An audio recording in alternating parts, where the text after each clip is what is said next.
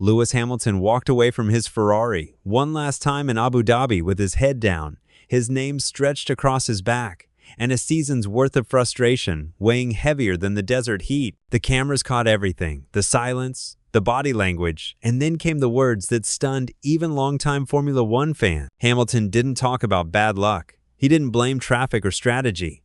He spoke about something deeper, something darker.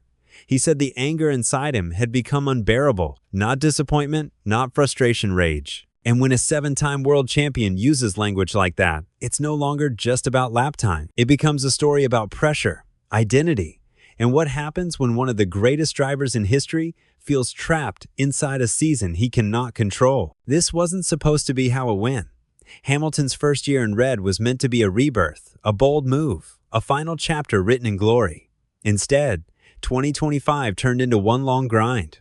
No podiums, no momentum, weekend after weekend of small mistakes turning into big consequences. By the time Abu Dhabi arrived, the damage was already done. 4 straight Q1 exits, a growing gap to Charles Leclerc, radio messages filled with tension, and a driver who looked more drained with every session. When Hamilton stepped in front of the microphones after qualifying, the emotions spilled out raw and unfiltered. He couldn't explain it, he said. He could only feel it. That moment became the image of Ferrari's season. Not anger directed outward, but anger boiling inward with nowhere left to go. What made this moment even more uncomfortable was what followed. While fans dissected every word and replayed every radio message, Ferrari team boss Fred Vasseur took a very different approach. He brushed it aside. He said he doesn't listen to drivers when emotions are still hot, that what matters isn't what's said in front of cameras, but what happens behind closed doors. To Vasseur, frustration is fuel. Emotion is part of the job. He pointed to Charles Leclerc as proof that criticism doesn't have to be destructive, that anger, when handled right, can push a team forward. But here's the question hanging in the air as Ferrari heads into the winter break. Is Hamilton's anger the same kind of fire, or is it a warning sign that something deeper is breaking beneath the surface? Because this isn't just about one bad qualifying session or one failed season. This is about a driver who has never finished a year without a podium, suddenly staring at an empty stat line. It's about a man who came to Ferrari chasing legacy, now questioning how much of himself he has left to give. And it's about a team trying to balance emotion, discipline, and public image as the spotlight burns hotter than ever. Hamilton says he's unplugging completely. No phone, no contact, no noise. But the truth is, this story doesn't pause just because the season is over.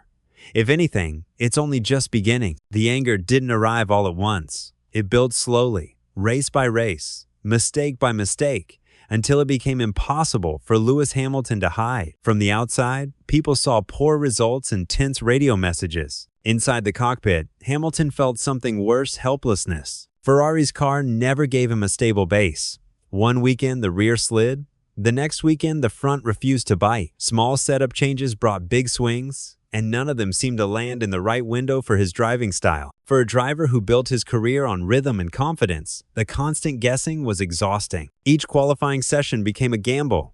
Each lap carried doubt. And when doubt creeps in, anger often follows close behind. Qualifying became the breaking point. 4 straight Q1 eliminations wasn't just a bad run, it was unfamiliar territory for Hamilton. He spent most of his career fighting at the front, not explaining why he failed to escape the first segment. In Las Vegas, things hit a new low.